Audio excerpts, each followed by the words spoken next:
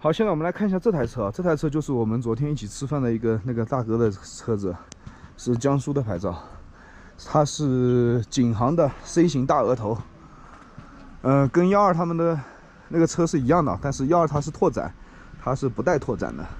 好，这个就是车主本人，昨天大家已经见过了啊。好，现在进门的话。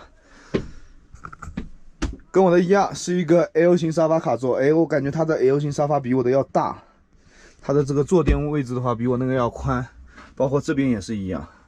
还有这个桌板的话，感觉会比我的要小一点点。然后我们坐下试一下。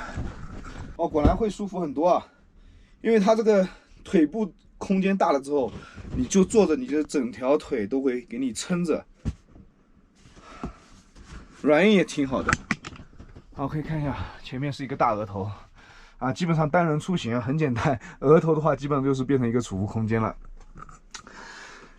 沙发卡座对面呢就是一个很小的一个吧台，吧台下面的话有一个多美达的冰箱，50升的吧应该是，单人出行是够了，但是我还是喜欢大冰箱啊，大冰箱用起来感觉贼爽，然后有4电插座，220的有220的插座，这个台子的话。 比如说你在这里做个饭、炒个菜，完全也没有问题。但是它没装油烟机啊。然后水电配置是多少？水电配置是多少？1200的电，1200的锂电啊。太阳能板是多少？600的太阳能。水箱，清水箱多大？我真不知道多少升。因为这个大哥呢，他比较随性啊，他这车的配置呢，确实也没有过多去了解。 它基本上车子拿回来就直接用了，但是它有一个亮点是什么？它有热水器。我发现现在景航坐车啊，基本上都是标配热水器，12他们也是这款热水器，一模一样的。好，来到我们生活区域，可以看一下啊，这里有一个水池，水池的话旁边有一个小吧台，基本上呢这个台面是完全够大的。我觉得这个台面已经很大很大了，比我那个大的太多了。 哎，大哥，他没有选装电磁炉，没有，对，没有选装电磁炉，只有外面户外燃气灶吧？也没有，也没有，因为我不准备做饭啊，太棒了，电磁炉也没有，户外燃气灶也没有，大家可以发现吗？因为我不会做饭，对，不会做饭，哎，那这个是非常好的点，我不会的东西，我就索性不要了啊，是不是？还有，没有洗衣机啊？那你平时怎么办？ 衣服带的蛮多的，然后带回家洗。对，然后路上用了朋友，让朋友帮我洗。大哥太好玩了，洗衣服看到没？好，我现在又学到一招，就是衣服的话尽量多带一点，能带回家洗就带回家洗。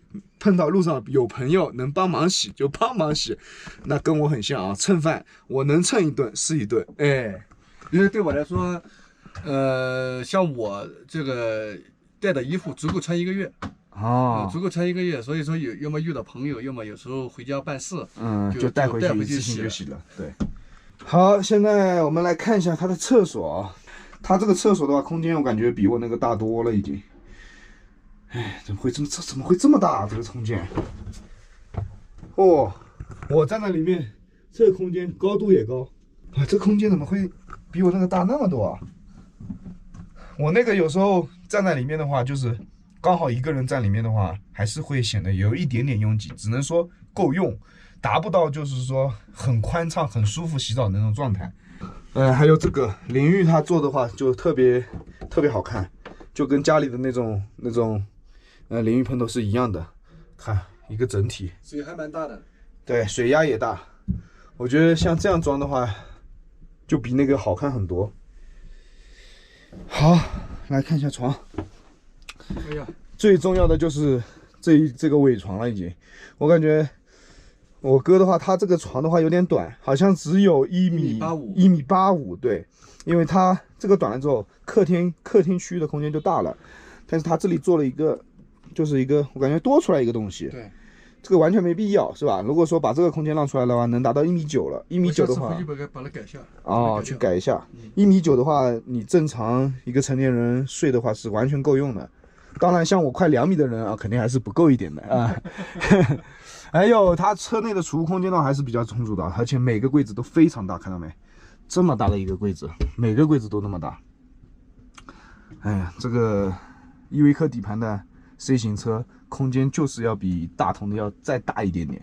空调的话是选用的多美达的，以前老款的，这个要换掉。对，之前的话，就去年的车子用这个会比较多，前年吧。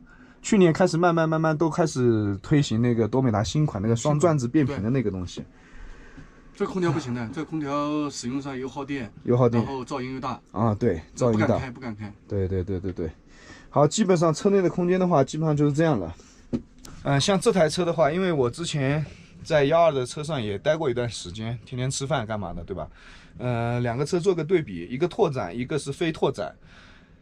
拓展的好处就是在于它拓出去之后，客厅这个区域啊，真的是特别的大。但是拓展做不了重床，我还是喜欢重床。像这样的重床的话，一个空间感会比较通透一点。做横床，这个是叫横床吧？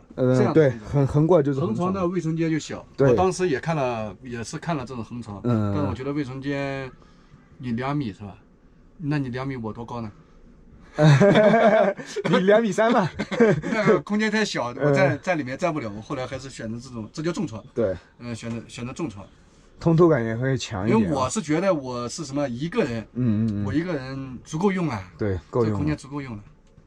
像它这个空间真的，我特别喜欢它这个客厅区，这个沙发跟客厅特别大，比我那个大多了。它这个是完全可以坐个3、4个人是完全没问题的。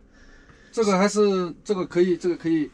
有调节的，压下去，我有垫的，有个垫子放垫上，也是能拼成一张床。哦，它本身这个是卡座，是对卡座嘛？对卡座，对卡座呢，也就是我坐进去以后，这个腿是伸不，就会顶到那儿，顶到那不舒服的，我会改成 L 型的，还算满意。这个空间确实，我觉得这个空间已经完全够用了。你说一家人也好，2个人也好，1个人也好，真的是一点都不会拥挤。用这张床随随便便睡2个人。你要我们4口一家4口的话，这个太好用了。2个小孩睡这里，我们睡那里，这完全够用。对，完全够用。车内空间基本上都这样。好，看一下车外。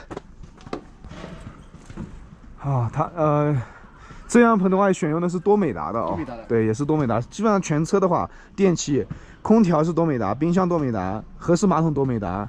然后遮阳棚也是多美达，全系全用多美达，挺好。你这个车是国5、国6的？国5，我专门买的国5。哦，是一个国5的底盘。对，最后一批的国5。啊，最后一批国5。然后后面的话没有装爬梯跟自行车架啊，因为我有天窗，我可以从天窗上去。对。自行车架还没来得及装呢。对，后期可以加，对。我们现在看一下它这个车的储物空间怎么样，外部储物空间啊。这储物舱不小啊。等一下。这储物舱很大，看到没？我也没什么东西放，主要没东西放啊。对，东西带的确实不多，基本上的话就是一些水啊，一些零零碎碎的东西。这储物舱，我感觉这个储物舱比我那个还要大，因为它这个高度要高，深度特别高。然后那边还是通着的，一直跟那头是通在一起的。我的天！对，这里还有个灯，看，方便拿东西嘛。看一下，好，它这个电池的话是直接装在，跟我那个车一样，直接坐在那个卡座 L 型沙发的座椅下面，然后逆变器和一些控制开关的话，全部装在这个小的一个储物舱里面。这样的话有一个好处，噪音会比较小。因为逆变器大家都知道，逆变器一开啊，它会有这个声音，可以听一下。如果说在车内的话，就会有一定的噪音干扰吧。然后两边散热器，这样其实这样装也有一个好处，检修特别方便。你出来之后，你要看一个这些保险开关、一些保险丝。全部都在这里，一目了然，检修也方便。逆变器用的也是跟我那一个一样的，拓宝的，这个也是拓宝的，都是拓宝集成的。看一下驾驶室部分啊，大家有没有觉得有点不一样？对，它用的是手动挡的，没选自动挡的那个底盘。那哥，现在可以讲一下你这个车全部办下来花了多少钱？加上路，就是我说的上路，就是可以开了，42万，42万，全部弄好42万，对，一台景行的EV科底盘 C 型大额头房车42万落地，就是加保险税、购置税这些，就是直接能上路42万块钱，大家觉得贵吗？